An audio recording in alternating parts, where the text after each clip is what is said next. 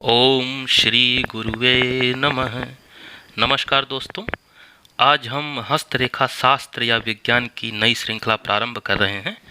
तो इसमें हम हस्तरेखा शास्त्र के बारे में संपूर्ण जानकारी धीरे धीरे स्टेप टू स्टेप सीखेंगे और जानेंगे।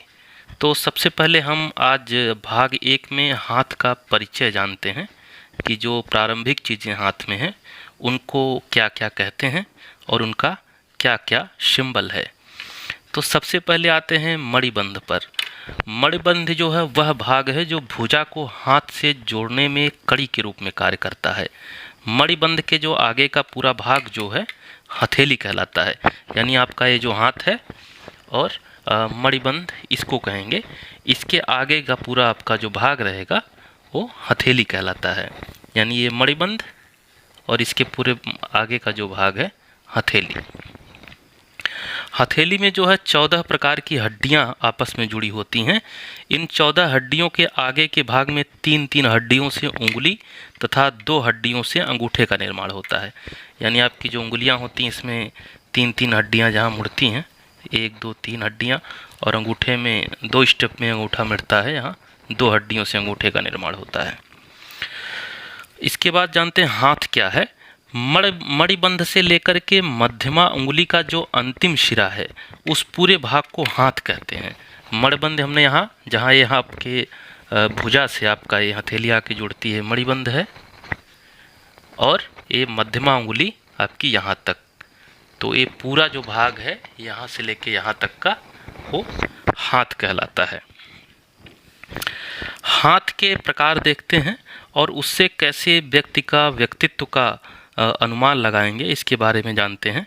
तो इसके 5 प्रकार कहे गए हैं। अत्यंत छोटे हाथ किसी किसी के होते हैं, और छोटा हाथ है, सामान्य हाथ है, लंबा हाथ है और सबसे लंबा हाथ है।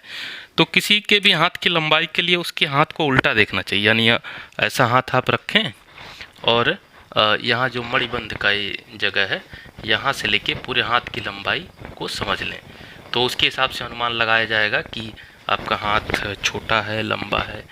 तो एक अनुमान है, इसका कोई ऐसा माप नहीं है कि इतना सेंटीमीटर या इतनी लंबाई का हाथ हो। तो एक अनुमान के हिसाब से किसी का लंबा हाथ है, छोटा है, किसी का बहुत लंबा हाथ होता है, तो इससे अनुमान लगाते हैं। तो जिस व्यक्ति का जो हाथ होगा अत्यंत अगर छोटा होगा तो ऐसा माना जाता है कि वह व्यक्ति अत्यंत संकीर्ण विचार वाला होता है। साथ ही संदेह की प्रवृत्ति होती है, उसकी स्वार्थी प्रवृत्ति होती है, धोखा चालाकी और अवसरवादी होता है, यानी कि इनके रक्त में ये चीज़ें होती हैं। साथ ही ये दूसरे की बुराई करने वाले या दूसरों को नीचा दिखाने वाले और शत्रुवत व्यवहार करने वाले व्यक्ति होते हैं, यानी जिनका हाथ अत्यंत छोटा होता है। अब जो छोटा हाथ है उसमें देखते हैं व्यक्ति का व्यक्तित्व। अगर हाथ छोटा है तो आलसी होगा व्यक्ति, बढ़ चढ़कर कल्पनाएं करता है, साथ ही बहुत ज़्यादा बातें करता है, डींगे हाँकता है, अपने चारों ओर एक आडंबरपूर्ण वातावरण बनाकर रखता है, योग्य एवं समर्थ तथा तीव्र मस्तिष्क उसका होता है, परंतु उसके बाद भी वो पूर्ण सफल नहीं हो पाता, यानी जिसका हाथ छोटा होता है। अब किसी किसी का जो सामान्य हाथ है, यानी शरीर की लंबाई के हिसाब से जितना हाथ होना चाहिए अगर उतना है, तो व्यक्ति जो है व्यवहारिक बुद्धि से संपन्न होता है, व्यवहार कुशल होता है, समाज में सम्मानित होता है, सोचने विचारने के पश्चात कार्य करता है कोई भी, साथ ही संघर्ष के बल पर जीवन में आगे बढ़ता है। इसके अलावा उसका स्वास्थ्य भी सामान्यतः ठीक ही रहता है और परिस्थितियों के अनुसार ढलने वाला होता है। अब किसी किसी का हाथ लंबा होता है, यानी हाथ अगर लंबा है उसके बाकी भुजा की अपेक्षा, तो वह व्यक्ति जो है समाज के लिए उपयोगी होगा, उसके जीवन में एक रस होगा, साथ ही व्यवहार कुशल, होशियार और मेधावी होगा वो व्यक्ति, और बातों को गहराई से समझने वाला होगा, और किसी व्यक्ति को देखकर उसके बारे में एक तरह से वो सही आकलन कर लेगा। और 5वें प्रकार का, यानी कि अगर ज़्यादा लंबा हाथ है या अत्यंत लंबा हाथ है तो वो भी अच्छा नहीं माना जाता है। समाज की दृष्टि से ऐसे व्यक्ति की कोई उपयोगिता नहीं होती है, साथ ही ज़रूरत से ज़्यादा भावुक और कल्पनाशील होता है ऐसा व्यक्ति, और परिस्थितियों और संघर्षों से उसके जूझने की क्षमता नहीं होती है। तो ये हाथ का हम अनुमान लगा सकते हैं उसकी लंबाई के हिसाब से कि व्यक्ति का एक व्यक्तित्व जो होगा मोटा मोटा कैसा होगा। हालांकि इसके भीतर अभी और गहराई से जानेंगे, बहुत सारी चीज़ें हैं, उसके बाद ही कोई अंतिम परिणाम इसके बारे में समझ सकते हैं। अब उंगलियां देखते हैं, व्यक्ति की जो उंगलियां होती हैं उनको क्या क्या कहते हैं। तो सबसे पहले अंगूठा है आपका ये। अंगूठा जो होता है, अंगुष्ठ इसको कहते हैं, ये पूरे हाथ का प्रतिनिधित्व करता है। और इसके 3 पर्व होते हैं। पर्व मतलब ये जो लाइनें होती हैं, 1 2 3, इसको पर्व कहते हैं। इसे उंगली को जो है 3 भागों में विभाजित करके रखती हैं। तो अंगूठे में 2 पर्व तो ऊपर की तरफ होते हैं, तीसरा इसका जो पर्व होता है वो यहाँ हथेली से जुड़ा हुआ होता है, यहाँ लास्ट एंड में जुड़ जाता है आके। तो ये शुक्र का प्रतिनिधित्व करता है।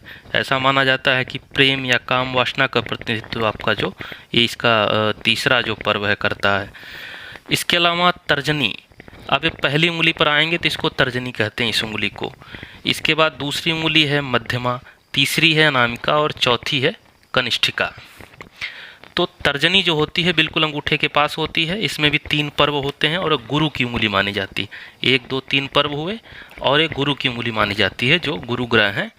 इसके बाद दूसरी उंगली जो है मध्यमा, ये सबसे बड़ी होती है हमारी 5 उंगलियों में और ये शनि की उंगली मानी जाती है। तीसरी उंगली जो है ये अनामिका है, अनामिका जो है मध्यमा के पास है और ये सूर्य की उंगली मानी जाती है। चौथी उंगली जो है कनिष्ठिका है, इसको सबसे छोटी उंगली कहते हैं इसीलिए इसका नाम कनिष्ठिका है। और ये बुध की उंगली है, यानी गुरु शनि सूर्य और बुध इन चारों ग्रहों की उंगलियां हैं। और अंगूठे का जो नीचे का पर्व है वो शुक्र को प्रदर्शित करता है। तो ये 5 उंगलियां हो गई। अब इन उंगलियों के भी कुछ तथ्य जानते हैं, इनका भी छोटा बड़ा होना, लंबाई इत्यादि जो है कुछ चीज़ों को प्रदर्शित करते हैं। जैसे माना जाता है कि जिस व्यक्ति की कनिष्ठिका उंगली, यानी कि ये सबसे जो छोटी उंगली होगी कनिष्ठिका, अगर उसका ऊपरी सिरा ये जो इंड होता है ये उसके बगल की उंगली जो होती है जिसको हम अनामिका कहते हैं, उसके तीसरे पर्व से आगे की ओर बढ़ा है, यानी 1 2 तीसरा पर्व है। और कनिष्ठिका उंगली को अगर मिलाएंगे सीधा करके हाथ को और ये पर्व से अगर आगे की ओर बढ़ा हुआ है तो ऐसा माना जाता है कि वह व्यक्ति विशेष बुद्धिमान होता है, प्रतिभावान होता है और ऊंचे पद पर पहुंचने वाला होता है। इसी तरह जिस हाथ में भी तर्जनी तथा मध्यमा उंगली बराबर होती है, तर्जनी ये है और मध्यमा ये है, किसी किसी के हाथ में अगर ये बराबर हो, बहुत कम लोगों का ऐसा होता है, लेकिन किसी के हाथ में उंगली बराबर हो, यहाँ देखिए छोटी है तर्जनी मध्यमा से, लेकिन अगर ये बराबर होती है तो ऐसा माना जाता है कि उस व्यक्ति की जो मृत्यु होती है वो अस्वाभाविक होती है या वह व्यक्ति जो है आत्महत्या करता है।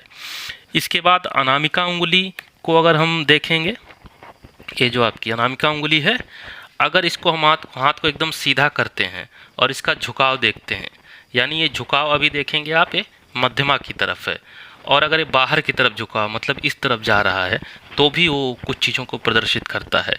तो अगर अनामिका का झुकाव जो है विपरीत दिशा में है, यानी कि मध्यमा की ओर ना हो करके जब वो हाथ सीधा करते तो इधर साइड में जाता, तो ऐसा माना जाता है कि उस व्यक्ति का गृहस्थ जीवन ज़्यादा सुखमय नहीं रहता। जबकि अगर मध्यमा की तरफ झुकाव है, यानी इस हाथ में जैसे देखेंगे मध्यमा की तरफ झुकाव है, तो उस व्यक्ति का जो गृहस्थ जीवन सुखी होता है। इसी तरह व्यक्ति की जो कनिष्ठिका उंगली है, जितनी ज़्यादा लंबी होती है उतना ज़्यादा व्यक्ति भाग्यशाली होता है और अपने प्रयत्नों से वह उच्च स्तरीय सम्मान प्राप्त करता है। तो ये उंगलियों के बारे में कुछ तथ्य हैं।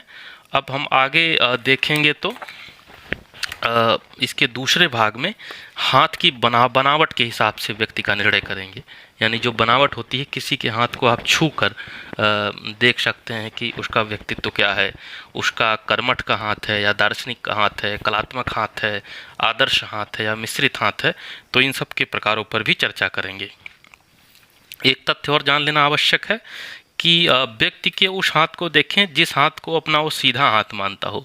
जैसे ज़्यादातर लोग दाहिने हाथ को सीधा मानते हैं, यानी उनके जो अधिकतम कार्य होते हैं दाहिने हाथ से ही होते हैं, तो उनका दाहिना हाथ देखना चाहिए। और अगर किसी व्यक्ति का बाएं हाथ से ज़्यादातर कार्य होता है, यानी कि बायां हाथ उसका सीधा हाथ है, तो फिर उसका बायां हाथ देखना चाहिए। तो चैनल को आप सब्सक्राइब अवश्य कर लें, और हस्तरेखा शास्त्र में हम स्टेप टू स्टेप जो है और चीज़ें जानेंगे। अभी पहले भाग में इतना ही, दूसरे भाग में हम फिर आपसे मिलेंगे। नमस्कार, धन्यवाद।